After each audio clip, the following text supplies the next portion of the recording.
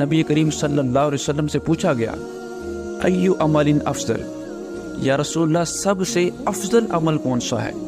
تو حضور نبی کریم صلی اللہ علیہ وسلم نے فرمایا الصلاۃ علی میقاتہا، نماز کو اس کے وقت میں ادا کرنا۔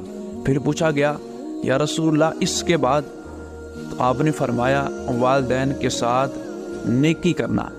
پھر پوچھا گیا اس کے بعد؟ پھر حضور صلی اللہ علیہ وسلم نے فرمایا کہ اس کے بعد اللہ تعالیٰ کی راہ میں جہاد کرنا۔ تو سب سے افضل عمل یہ نماز ہے۔ تو آخر نماز کو ہی اتنی اہمیت حاصل کیوں ہے؟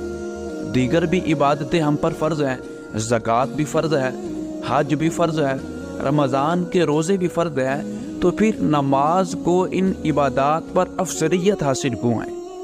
حالانکہ جب بندہ روزہ رکھتا ہے، صبح سے لے کر شام تک بھوکا رہتا ہے، پیاسا رہتا ہے، ان مشقت سے